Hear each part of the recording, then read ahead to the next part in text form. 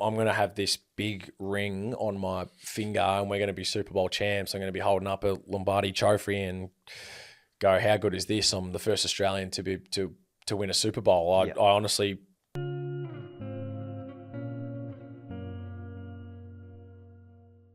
Arryn Siposs, mate, I'm very excited to hear your journey because unlike a lot of our previous guests, you have done the Australian sporting experience, and you've also gone over to the big smoke in the States, playing NFL, which I admire from afar. I am going to put my hand up and say I'm not a huge NFL fan, but right. I think that's what I'm most excited about, because there's so much for me to learn personally about the journey and the similarities, but also the differences in both the sports and the culture. But where we like to start is from the very beginning, Hungarian roots. You grew up in Hampton Park. Your dad Attila, mum Meredith, brother Tom, and sister Vanessa. They're both younger. They are. Your siblings.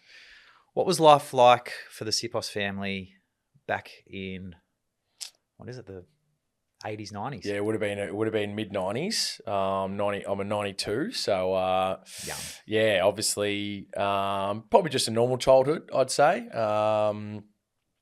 Just hanging out with mates, riding your bikes, playing football in the front yard. When my brother got old enough, just trying to take speckies on him and that, do all the fun stuff that you normally do. And relatively normal. Just grew up playing football at Hallam Football Club. Spent most of my junior years there, and then moved to Beaconsfield and just to play with a few mates and that there. And I'd say it was a very just kind of normal childhood, really. Just didn't spend much time playing video games. Just always wanted to be outside and kicking the footy and doing that as much as I possibly could. And that's the memories that I have of it, really. Did you gravitate more towards mum or dad, or was it kind of just a combo of the two? I think it was probably more just a combo. I don't. Looking back at it, I don't have a particular one that I kind of went to the whole time. I think that they were both very impactful in my life and that, and it was a very even spread, I'd say. Now you do have kids yourself and an amazing wife, by my understanding, and the research that I've done in Rachel. But was there any parts of your upbringing that has kind of framed or influenced the way that you now are as a father or as a partner? Yeah, I'd say, there's obviously particular things that you learn, whether it's a good thing or it's a bad thing, that you try and mold yourself to make sure that you're giving yourself every chance to be the good husband and the good father. And I think, just making sure that I'm being present in every single moment that I have. Obviously, it's a busy lifestyle that you live at times, and whether you're playing professional sports or anything else, it definitely is. It can take your toll on you a little bit. So, sometimes when you're getting home at 5 or 6, the last thing you kind of want to be doing is messing around with your kids in the bedroom and things like that. But it's the fact that you just want to be present with them, and it's you spend every moment with them looking up at you, going, this is my time to be able to enjoy them, and they're things that will last a lifetime for them. So. Just being able to just be present with them and enjoy my moments with them, it is quite special. And when you get to see the smiles on their faces, and their laughter, and the things that they've come up with during the day, whether it's imaginary or whether it's actually happened during the day, is quite amazing. And being able to have story time and share stories with them is pretty cool. You touched on the good and the bad of, what you've viewed from your parents growing up, or other people, not just your parents. Is there a particular example of a good or a bad example of what you've gone, or you can remember going, that's the way I want to show up? Yeah, look, I think if I'm going to be brutally honest, both my parents probably weren't the fittest people going around in the world. And I'd say probably, therefore, you kind of lack a little bit of motivation to get outside and actually do things with your kids. And I always remember that as something that I wanted to make sure that I didn't do. Being able to go out there and kick the soccer ball with you, or the football, or run around riding bikes, things like that. I always wanted to make sure that when I got to that phase in my life, that I was active and going to be able to do it with them no matter how old they get. So that's something that I really want to be able to focus on, and I look forward to being able to continue to do. And probably fortunate being in a professional environment that's natural. I think that comes to you a little bit better than others. But that's one thing I definitely tried to focus on and do that. But also, I guess, and a positive looking at it, just going that, being spontaneous and giving you the chance to be able to go and do what you want to, be adventurous, and let them explore in their own way, and not try and, mold them too much into a particular thing, and just let them explore whatever they choose to use as their adventure. So that's probably the positive and a negative, or something that you try and focus on, which, I'm definitely trying to work on as each day goes by. You look like you're in very good shape. I'm trying. Doing a good job of that. Was it always a dream to play AFL, or was it something that kind of just fell into place as you got to 17, 18-year-old? No, it was always my dream. I was a 3-4-year-old boy that picked up a football, and that's all I wanted to do. Did you always have a serious leg on you?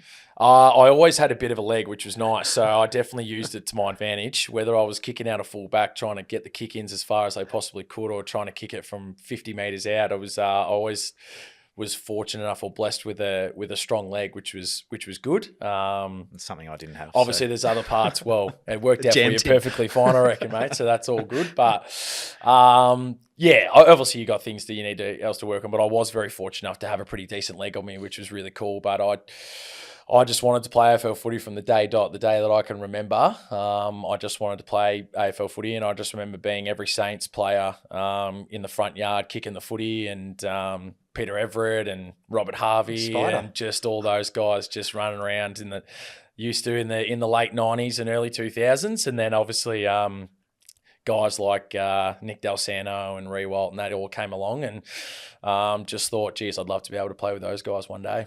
Well, the dream gets realised, and you get drafted, and your first season's 2011. Yep.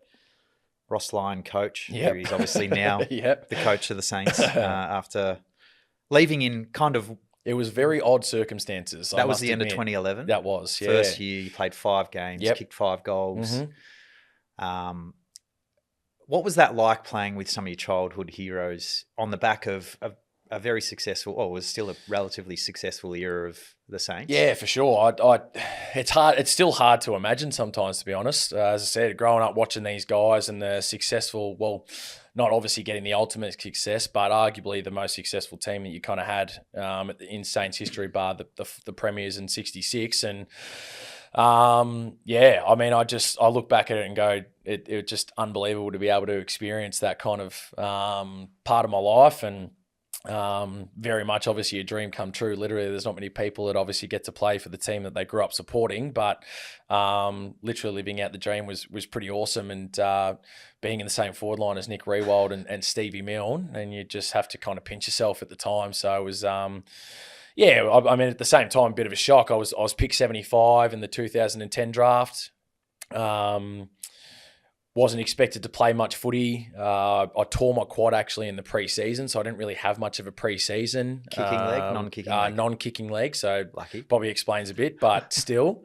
Non-kicking leg, so I had to kind of get that right. I spent 12 weeks getting that right because I did it just before Chrissy and then did it again just after Chrissy. So kind of had just build myself up and get myself into it, and I didn't play any preseason games, and my first game was round 1 VFL against Coburg, actually, which was aligned with Richmond at the time. And I actually had Dylan Grimes playing on me. So in for a tough day. He might not like it, but I kicked 3 on him. So, that's one I can hold my hat to, which is nice. But that was pretty cool. But, that was my first game. And then obviously a few weeks later, I debuted on the Monday night against Carlton, and just a bit of a whirlwind experience, to be honest. And Brett Thornton and Nick Dygan I was against, and they did bully the shit out of me all night. I'm just this skinny little kid that's weighing about 80 kilo and trying to run around, just hope that I get a kick. And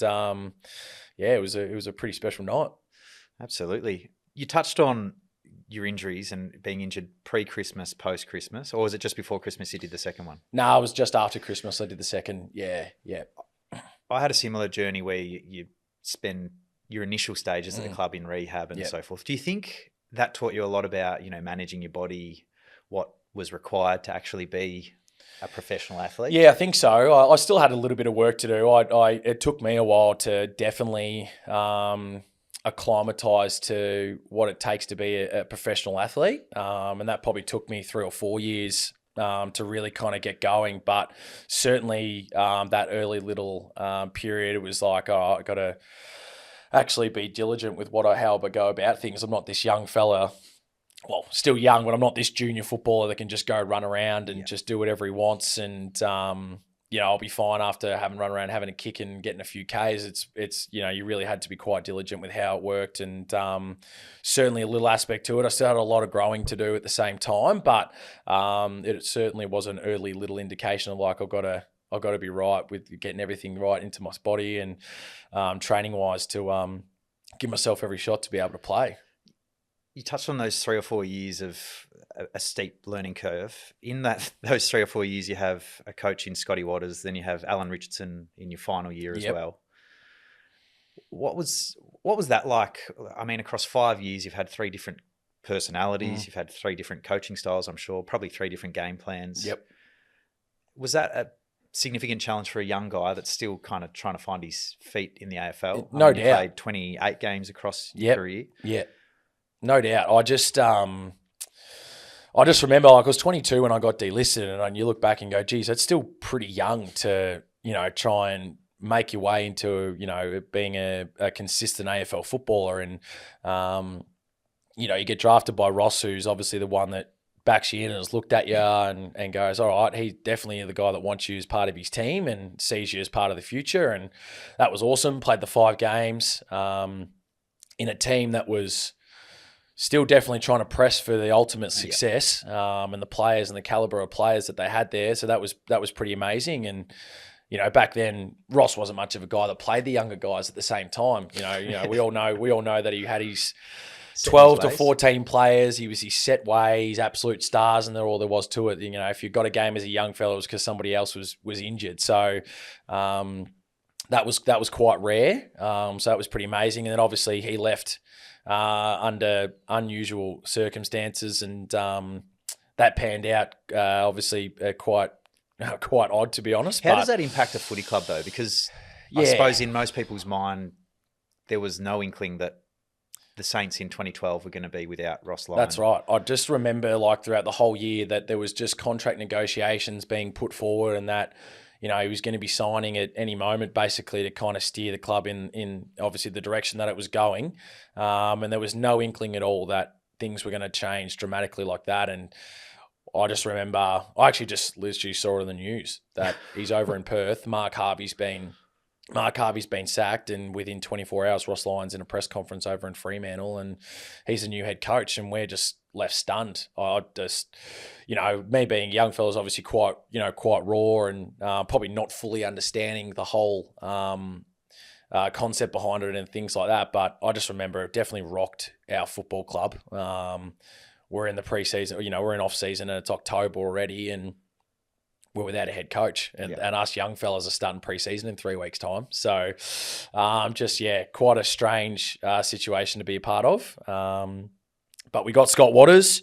Obviously, he had obviously the bit of the mastermind in terms of the defense with the Pies winning the flag in 2010, and he had a big part of that. And I played my most games of football under him. You could definitely see me as the guy that being part of the future and playing regular games. I think I played 11 in my second year and 9 in my third. And through injuries and stuff like that, you missed out on a few games and things like that. But I definitely saw, I was part of his future and the way the football club was going. And and then obviously, he had a solid first year. I think we went 12-10 and we just missed out on the finals. And then the next year obviously was a bit of a tough year. We only had 5 wins, and obviously things go on internally that I'm not 100% sure of, but obviously when you've lasted only 2 years as a head coach, I think something must have gone wrong. And speaking to other people and things like that, I think maybe a little bit of micromanaging may have got involved and things like that, and it just got a bit too much for the football club. And then I'm 20 years old and I'm onto my third head coach who's in a completely different rebuilding phase as such. And I thought, okay, this is okay. Like, I'm still young, I'm all good. And I didn't play a lot of footy under Richo. I had 2 shoulder reconstructions, which definitely affected my playing time and not him being able not to see me too much. And he just had a different view and wanted to completely rebuild and didn't see me as part of that. And so that was my 5 years at the Saints. So you get delisted, you head over to Williamstown in the VFL. Yep. Enjoy 2 years of footy with them. Yeah, I got the love back, I think, a little bit. It was. Did you have to work at the same time? Yeah, I was working actually at Brighton Grammar and my old school, actually, just doing some coaching there. And I always thought I had a good knack for the game and understanding for the game and things like that. And I thought if I could give back and work with some younger guys, I thought it'd be a really good experience for me. And got myself into university to study teaching and exercise science and a bit of coaching on the side. And I got a bit of love back for football. The last 18 months at the Saints was quite tough through injuries and not playing, and kind of takes your toll on as a young fella because that's all you want to be able to do. And that was quite hard. And I guess, in a way you lost a bit of passion at the time. And I got a bit of love back for football in those 2 years at Williamstown, which was awesome. You got that much love back that you decided that you're going to leave Australia. Go over to the States. I found a bigger love. To Auburn University. Yep. How does an opportunity like that come about? Yeah, it's a unique one, isn't it, to be honest? There's a program over here called Pro Kick Australia, and they've been starting up for a little bit, I think, in just before 2010, I think, so around maybe 2008, 2009, and an ex-AFL footballer himself and Nathan Chapman decided to start a program that gives kids or anybody that wants to try and study over there to go punt a football as well, but obviously do some studying over there. And he actually tried it himself. He actually tried to go over there himself and try and make it to the NFL. It was just short, and basically just thought, how is there a way that we can get kids over there or people over there to try and get into the NFL? And college seemed to be the best way to be able to do it. And still a very small program at the time. I remember a few guys going over to America and being quite successful, and I thought, well, surely they don't have a bigger leg than me, so why don't I give it a go? And my first session was down at Gosh's Paddock in July of 2017, and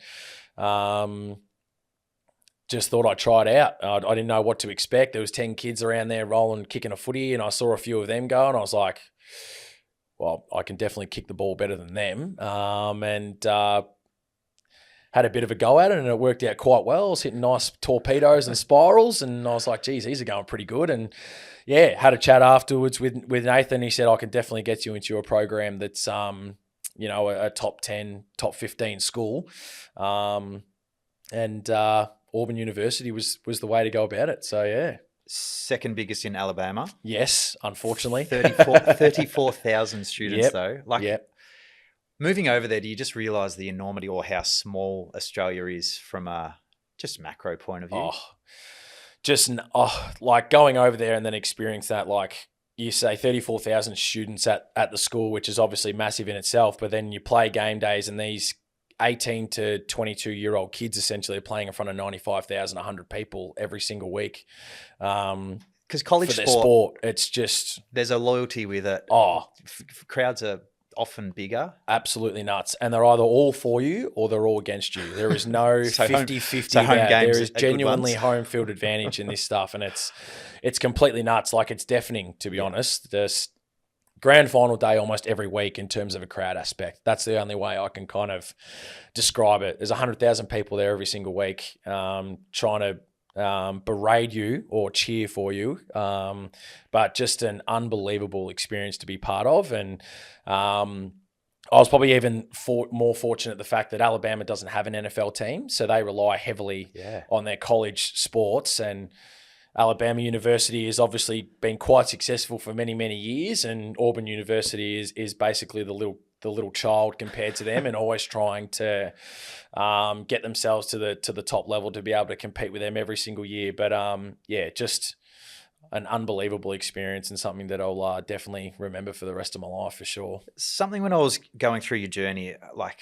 So you get an opportunity at the Detroit Lions. Mm-hmm. I read there's reserve lists, then there's practice squads. You were on it, then you were off it, Yep. then you were back on it. Then Philadelphia Eagles put you on the actual list. Yep. In 2021 or the January of 2021. Yep. And then 8 months later, you debut in September. Yep. Like, I mean, you look at the AFL system, right? Yeah. And that's all I know. And it's like, okay, you're drafted, you're on a list, you may be on a rookie list, but you're locked in. Contracts don't work like that in the NFL. Not at all. You have to be very, very good. You have to get your second contract basically to give yourself something to be able And so everyone sees these huge deals, right? Yep. You know, quarterbacks on this much money and it's across 10 years and so forth. Even that isn't necessarily locked and secured. Not all of the money. So you obviously, if you see it and you go, okay, and I hate saying this, but there's obviously a large amount of coin. Like, you know, Jalen Hurts gets $255 million, and then you say, just is that all? And then you go, 170 of it, it's guaranteed. And I go, oh, okay, well, that's pretty good. But yes, the way the contract works is that obviously the guaranteed money is what you look at, and then the rest is also like based on how you go and what the team wants from you, the organization and all that stuff. But that's more about a second or third year contract. Very much so the first contract it's a grind. If you do well enough, it's a week-to-week basis for you. And if you don't, then you'll be out the door relatively quickly and there's nothing to show for it in the end. So, and what percentage of players that get an opportunity on a list as such truly make it? I'd probably say, without kind of going through it, you know, wholeheartedly, I'd say 15-20% maybe, like get through and actually like, you know, being there don't necessarily have to work for the rest of their life.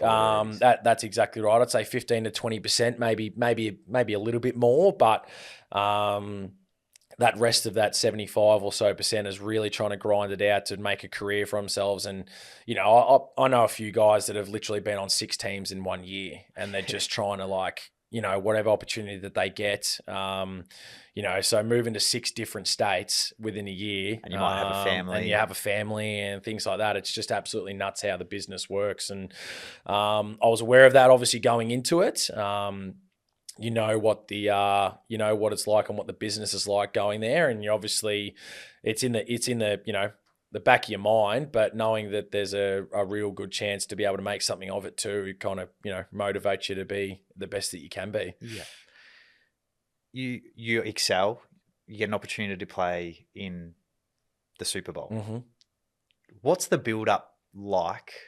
I mean, it's not just in Australia with the grand final, it's only really Aussies that are watching it or the occasional international person that is originally from Australia.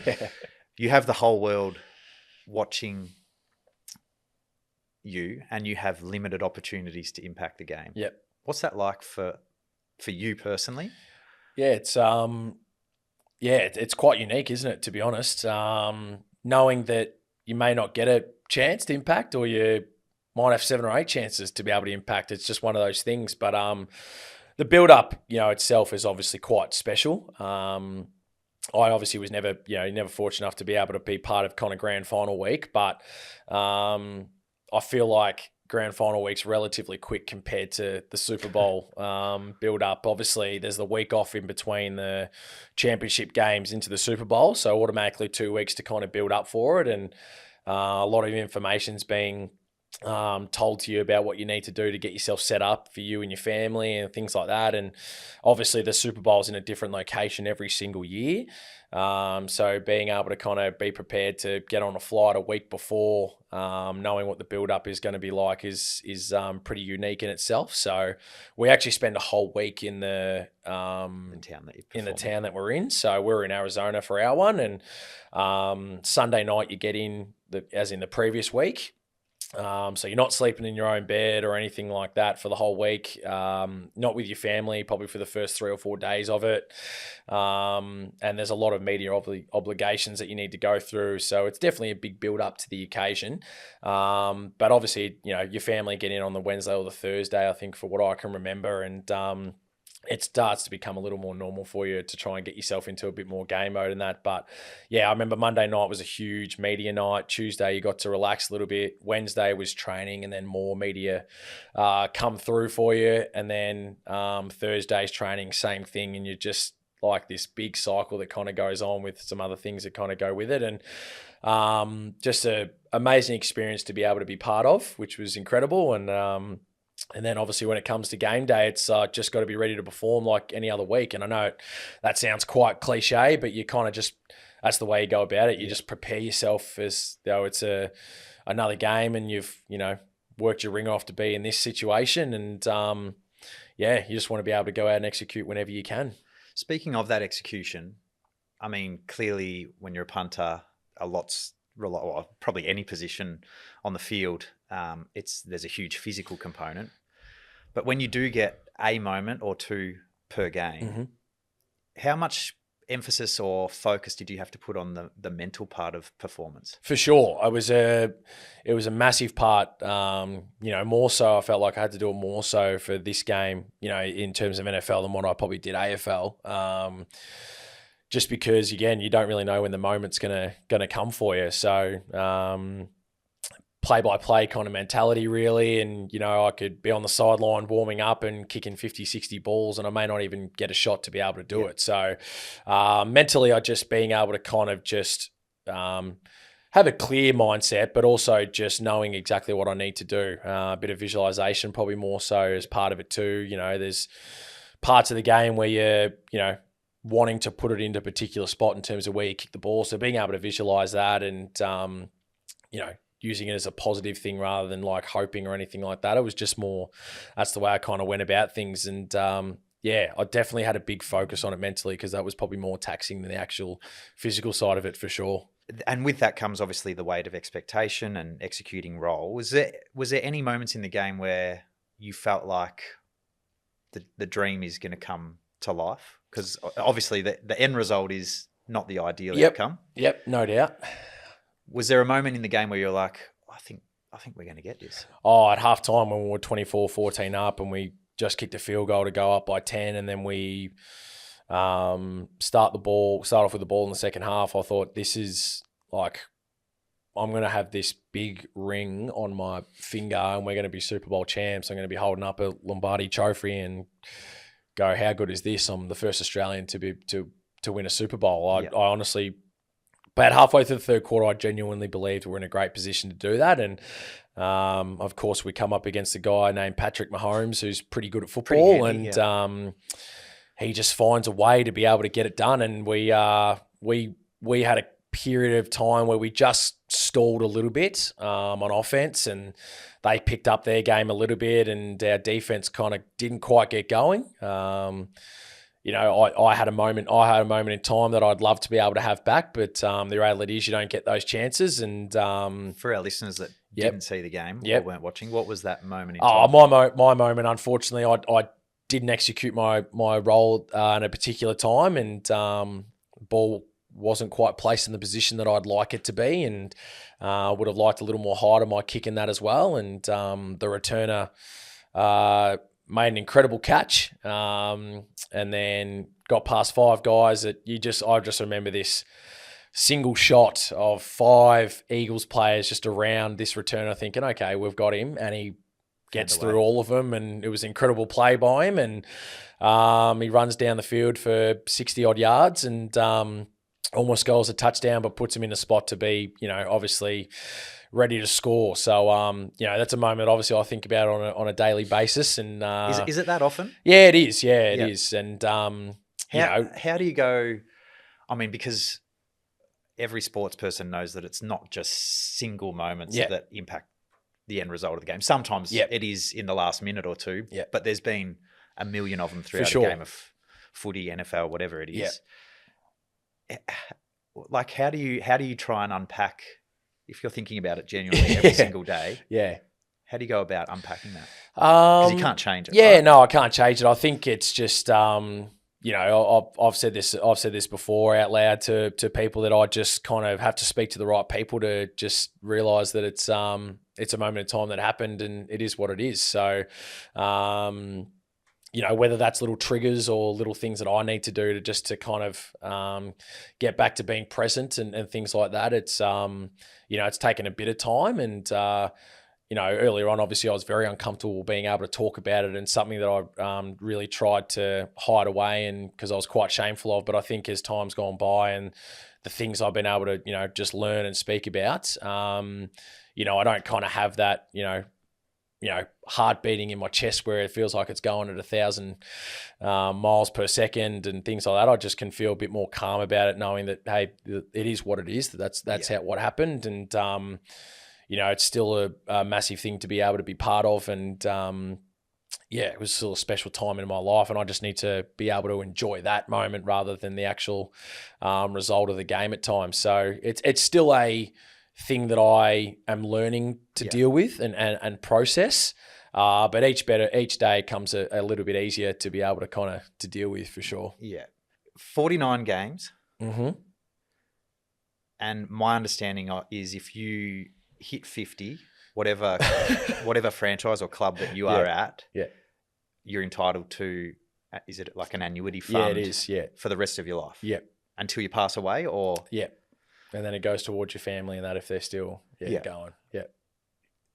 And from what I had read, you were pretty clear that the Eagles probably weren't going to sign you, and that most likely another club wouldn't because of however that impacts them from a financial point of view. Correct. Yeah.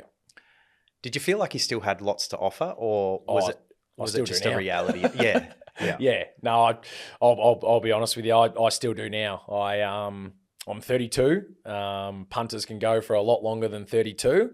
I still feel like I have a lot left to give. And that's just obviously the way it kind of works. So, to break it down for you even simply, I was going to ask that. break it down simply for you. It's basically a retirement fund that you get. The AFL has the same thing here, except it's the AFLPA that, obviously provide you with that to be able to help players after football's finished, which you're obviously well aware of. But with the NFL, it's actually the club that does it for you. So as part of obviously all their budgets and things like that, they need to find the right kind of situation to be able to save a little bit of coin and things like that. And basically what it is you can spend 3 years in the league. You get credited seasons if you play more than 3 games per year. And I obviously played 2 going into my 3rd year, therefore needing 1 more to be able to trigger that retirement fund. And the Eagles decided to move me on. Obviously that's just the way it works. But knowing that obviously it's very hard to be able to kind of get picked up at least for the rest of that year, because if you play the 1 game, then whoever signed you for that 1 game therefore takes over. So therefore you kind of make it a bit hard for you to be able to do. So it was that's another thing that you kind of look in and go, geez, like it all helps, right? It helps immensely. And then I go back and go, that's another reason why you think about the Super Bowl. It's like, if that doesn't happen, am I playing those 3 games and I'm all good? Philly win the Super Bowl? I think if Philly win the Super Bowl, it's probably okay, but I definitely think it's probably more so just if I don't have that one mistake in that moment of time, then I'm, I could arguably say that I'm probably still over there doing my thing in all reality. And that's the things that I think about. Yeah, so it's not just the moment. That's right. It's the aftermath and the flow-on effect that you have, and the bit of a ripple effect that goes with it, that you like all these what-if moments. And it sounds terrible, but that's just the way I kind of think about it at times. And, but as I said to you, like I know that I have plenty more to give. I still do my training and everything like that, maybe to see if there's a chance that kind of does pop up. And who knows? I know the NFL's coming out next year. If a couple of the American guys can't get up, well, they know who to call to give me a shot. Is it literally as simple as that? Say they do come to Australia. Yeah. Their punters done a quad touch with it. Yeah. Well, or his visa doesn't work, visa doesn't work or something like that. And they go, shit. Yeah. We've got the right guy that we know is capable. Yeah, something like that can just pop up for you, and if you're in good nick, and they can just sign, even if it's for the 1 game and 1 week. And blows my mind. It's unbelievable. Qualify for the 50 though. It does. So hopefully, the Rams, where I am, so that's the way it is. But just how it kind of works. financially if you play 50 or 200? Yeah, it NFL? does. So the more that you play, obviously, the more your retirement scheme essentially And for someone builds who up. plays, let's say 100 games. Yeah. What does that look like over a period of time, or yearly, or whatever? Yeah, I mean, it's six figures every year that gets US. put into your bank account. Yep. So, I mean, that's excuse me. Yeah. So that's a significant amount of money. You know, it's just, yeah, it's one of those things that obviously they built up. It's, as you said, it's a multi-billion-dollar industry. Clubs are, you know, teams are worth billions of dollars now and things like that. So yeah, it's obviously quite a significant amount of money. And to think that you're one game away from it, knowing that you kind of can really set yourself up from a financial, obviously, point of view and not just for yourself, but for the rest of your family. And even looking further down the track for my own kids and that, it's obviously something that I can't help but think about at times for sure. Completely understand that. Well, if you need me when the Rams are out here, just to take a hit on... For sure. Probably shouldn't say that, but it wasn't me. Speaking of the transition, because obviously your time comes to an end. In your head, it wasn't the right time. Yep. You come back to Australia. How quickly did you make the decision that you were going to return home? Yeah, I mean, one was obviously visa related, so you don't kind of have the opportunity to be able to stay over there for a long period of time to try and just see what happens. But two, you know, when you know that that's, you know, the writing's on the wall there, then at least you know you have a home to be able to, you know, come back to and things like that. So it was a bit abrupt and it was quite fast that it did occur. But knowing that you're coming back to a familiar place definitely kind of made it a little bit more comforting. And, you know, again, it's taken a fair bit of time to be able to adjust to and, you know, deal with the fact that the opportunity obviously may never happen again. And, you know, realizing it's more of an achievement what I've been able to do rather than it being a negative impact and looking at it as a positive impact. But, yeah, obviously quite abrupt in that situation, just getting back over here. I think I got cut on September 21st, and then I was back in Melbourne probably 1 month later. So it's a very, very quick turnaround. Very, you know, especially when you've got a little girl over there that doesn't really know what's going on, and you're just moving her out of nowhere and things like that. So your eldest would have been my oldest was 1.5. 1.5. She would have almost been 2 actually. Yeah, so she would have been 2 in November of that year, I think, if I'm correct. And then just kind of moving her along and all that type of stuff was quite interesting. But as I said, when you come back here and you've got some familiar faces in family and friends and that, it does make it, you know, a little bit easier to be able to kind of adjust back to life for sure. I want to talk about two things from both your experience at AFL and even previous to your time at the Saints, but also the NFL. Culture-wise, from a coaching point of view, teammates' point of view, what's the biggest difference?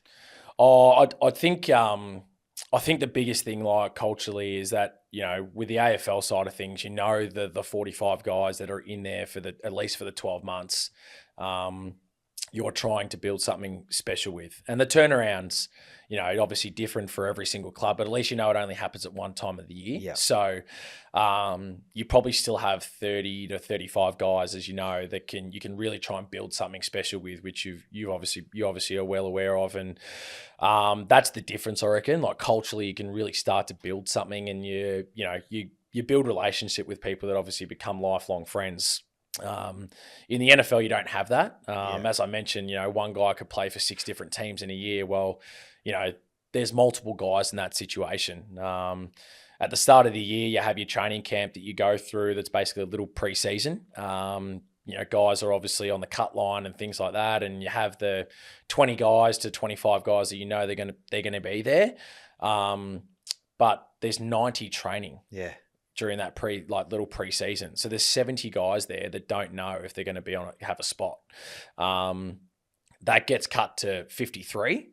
And that 53 from September, when that initial roster's been made, to the 53 that's there at the end of the year, there's 10 guys there that are different. Yeah. 10 to 12 guys that are different just throughout the course of the year. So, you don't get the chance to build relationships. Yeah. And if you do, there's a strong chance that one of your mates that you've become friends with is out the door in 3 weeks' time. And that's just the reality behind it. And it's tough to say, but knowing how important relationships and connection is for everyone, but in particular men and in sports. Yeah. Does that put you in kind of like this silo, you know, potentially you're living somewhere, then you move somewhere totally where you don't have a network of people or friends and community. How hard is that as a professional athlete? I know there's guys that do it for a lot longer and probably move, you know, 15, 20 times in their career. Yeah. I think for me, from my background being over here from our professional sports, it was like, it'd be tough. Like I didn't have to move around as much, which was good. Like I knew that I had a year in Detroit, as you mentioned, and I was on and off, but I didn't have to go anywhere else. Like, that organisation was actually really good to me and really clear with their communication and things like that, and that was excellent. So I probably didn't have to experience it as much as other guys, but you know, it's a very I know that I probably wouldn't have been able to handle it as well as probably what some other guys do over there, and in a way, it's just kind of how I think they're molded, and that's what that's their understanding when it comes to professional sports. Like, you just got to back yourself in. It sounds really selfish and things like that, but that's just kind of the business that you're in. Like, you don't believe in yourself or back yourself.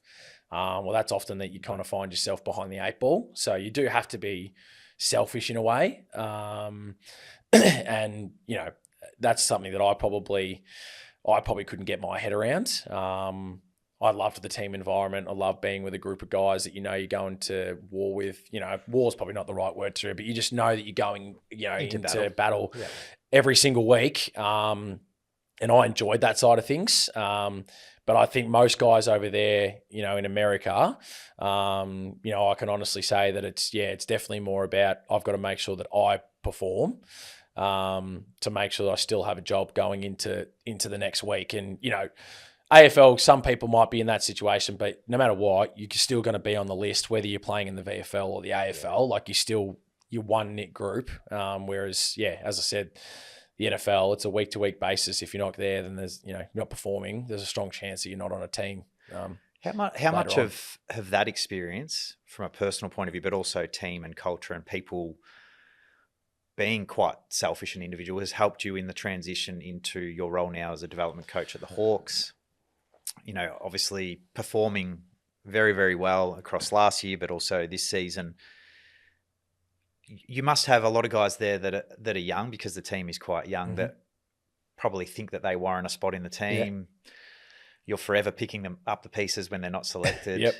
How much of the experiences from a performance point of view over in the States has helped you with navigating the new role? Yeah, I think I'm still adjusting to it too. I think I've acclimatized to the American side of things a fair bit. So I don't want to say that I'm brutal, but I like to give them just a bit of sense of reality, and go, you know, obviously you're here to be able to kind of build and mold yourself into the player that you want to be. And, you know, I can just say to them, like, wholeheartedly, like, you know, if I was in your situation and you're not playing as good a footy, well, you'd be out the door, mate. Like, it's as simple as that. So, you know, cherish this opportunity that you actually get 12 to 24 months to hone in on your skills and your craft and how you want to play your football and the extra things that you can do to give yourself every shot to play at the highest level. And I just try and use my experiences more, obviously, in a positive way to just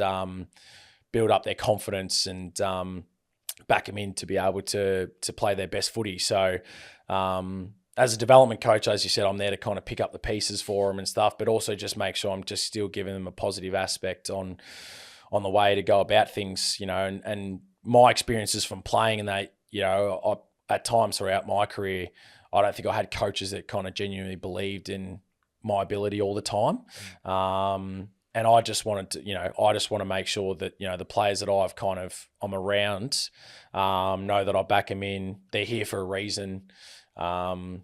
And just to make sure that they back themselves in to just have that confidence to go out and play each and every week. And the chances will eventually come. There's already been a couple of injuries that have occurred, you know, throughout the league, and other guys have taken their opportunity. And I love that you've transitioned back into the AFL, but also in the capacity that you're having it. Speaking of influence and having a positive influence, who's had the greatest influence on your life to date? I'd say I'd say from a sporting side of things, Aaron Hamill. Yep. I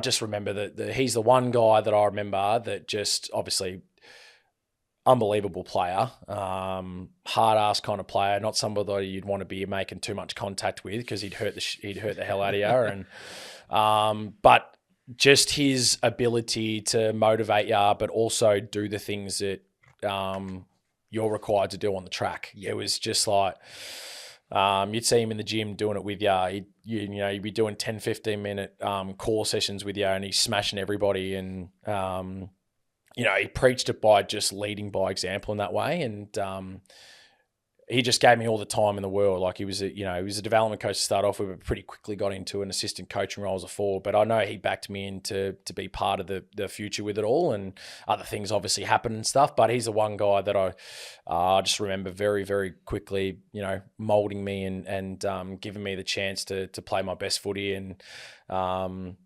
it was excellent to be able to be part of that and got to learn so much from him, which was awesome. And I think off the field, I've been with my wife for 13 years now. I met her when I was 19, and we've been through a lot of things together, good things and bad things. And I don't think there's many people that travel across the world to be able to try and support you living your dream and things like that. And so she's been a huge advocate of mine, and she's been awesome throughout the whole process. And I can get a little bit emotional about those things now because I look back at it and go, oh, she didn't have to do all those things. She could have easily just said, oh, I'm going to stay here and good luck with everything and all that type of stuff. And it takes a lot of courage for her to be able to do it and things like that. And now 2 beautiful children to be able to go with it. And it's she's been amazing. It sounds as though you always had an amazing appreciation for Rachel, isn't it, your wife? Yep.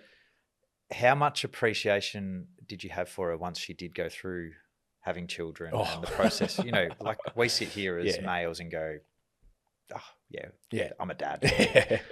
I'm going through the rough trot and so forth, which there is times where it's hard. No doubt. But from a female's perspective, your admiration for your wife through that time, but also till this day. Nuts. I just like one to have our first child overseas. So it's basically you and no support. It's basically you and me, basically myself and Rach, and this was during COVID time too. So there's literally, we thought we'd just go all out and do it during that period of time. But that first initial phase, which was incredible, but it's also probably the aftermath of it too. Like the amount of times that I forget that. How much the body changes and needs trying to make its way back to normal after the birth and things like that is something that probably I often forget about. And that just incredible just what they go through and what she had to go through, and the whole experience afterwards quite challenging with just being basically me and her kind of going through it, and what she's been able to do, and that is just nothing short of incredible. And I just need to keep pinching myself just to make sure that there's still things that are occurring in her body that's making adjustments that will take a bit of time to be able to kind of get back to, and just knowing that that's something that I just continue to appreciate and things like that. But as I said, she's been nothing short of amazing throughout this whole time. And I'm a very, very fortunate person to have someone like her in my life for sure. That's beautiful. Thank you for sharing. No worries. Having been through what you've been through, how do you define success now as compared to as an athlete? Geez, it's a good question, isn't it? Look, it's kind of tough to say at times, isn't it? You can look at success in multiple ways, isn't it? You can look at it and going that you achieved the ultimate success and you got to hold a trophy up and that's the ultimate success, or winning individual awards and stuff like that. But I guess, for me, just being able to achieve playing two different sports professionally, in the end, I have to look back on and go, geez, I think that's a massive achievement in itself. And I'd be lying if I said, I was happy with my AFL career and things like that. I would have loved to have played even longer and things like that. But I think just being able to kind of have the opportunity and actually still, really, I was a professional athlete for 10 years, so I just did it in two different sports. When it comes down to it, so a 10-year career, which is amazing. A 10-year career in professional sports is still a hell of an achievement, I think, and something that I just continue to just remind myself of and things like that. And I set out what I wanted to do, and that was to play AFL football. I was able to achieve that. I would have loved to have done a bit more, don't get me wrong, but I achieved that. So you look at that and I go, that's success there. And then when that obviously didn't achieve, or when I was all said and done, my mindset changed to like, I can make it to the NFL. I know what it takes. I know the work ethic that needs to go with it. And I was able to do that too. So if you set out, with your goals and what you want to achieve, and you just work hard to be able to get there, then I think you put yourself in a good spot. If you don't, it's not that you're unsuccessful. It's just that you've given everything you've got. You've gone about it the right way, and you can look yourself in the mirror and go, you know what? I gave everything I could to give myself every shot, and then you can be okay with that. And that's ultimately what it comes down to for me. I've had to take time to process that a little bit. But that's just really what it comes down to in the end. My early years in AFL, I wasn't at that standard. It took me a little time. I think that I got there. Just as I said, coaches wanted to have a different path. But I could look in the mirror and go, like, I gave it a red hot crack, and then I can say the same thing about the NFL as well. Like, I know what I did to give myself every shot, and then, it can be for anybody out there that's just trying to lose 10 or 15 kilo, or they're, trying to be a better father, or they're wanting to get a promotion and things like that. If it doesn't quite happen, if you can look yourself in the mirror and just say that I gave myself every shot, I know what I've tried to do and I'm quite there, then I think you can be okay and still value that as success. Love that. One question we do love to wrap things up, because I am conscious of your time. If you could go back and give yourself, or your 16-year-old self, one piece of advice that would help you on your journey ahead, what would it be? One piece of advice. I think if I could go back and tell my 16-year-old self, I'd just say, have confidence. And I just have that written down somewhere, and just like believe in yourself and have confidence. Knowing what you go through, over the next, knowing what I'd go through, no matter what, years, just have confidence. And is there any techniques? Because confidence comes from many things. It can be your training, it can be experiences, it can be performances that you can call back on. How would you break that down for a 16-year-old going? Yeah, it's a good one. I think it's just like, is it genuinely self-talk? Yeah, I think that's what it comes down to for me, and that's the bit I was going to get to, is that self-talk for myself was more a lot of self-doubt. Yeah. And it was more of like, oh, what if I can't? Oh, I'm not this, or da-da-da. So that's probably what it gets back to me, is like having that written down, and you can look at it every single day as just a self-motivation thing, and to be able to build that kind of confidence for you. So a lot of it to me is to do with self-talk for sure. And that's the one bit of advice I definitely tell my 16-year-old self, because I just, I feel like there's more to that. But is there a defining moment in your life, it doesn't necessarily have to be your sporting career, where that penny has dropped and really shaped who you are? I think the decision to go over to America and actually make it like this is what I'm doing was probably a defining moment for me, because throughout my whole time, at least at Williamstown, I'd just put it into question, and I'd throw it on the back burner, and I'd just be so hesitant to do it.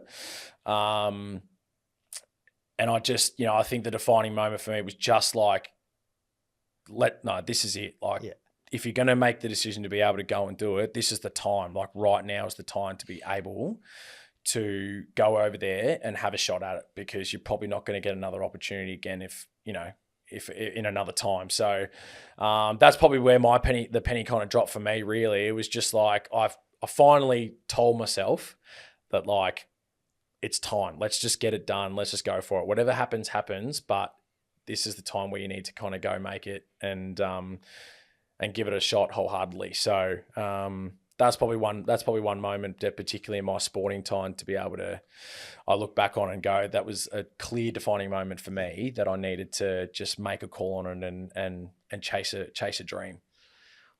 I absolutely love that, and I think it's the perfect note to wrap things up on. But I know that there's a couple of things in my life that there's this itch there, and I don't know whether I'm scared or just putting it off to scratch it. I really do appreciate hearing more of your story, some of the things that have occurred throughout your journey, the heartache, the things you've challenged with to this day, through your experiences both in the AFL and the NFL, but also just the admiration and love that you have for the people that have been around you, and the sacrifices your wife in particular has made for you is really special. And I couldn't thank you enough for joining us on Shaped. Thanks for having me on, mate. I appreciate it. Pleasure. Awesome.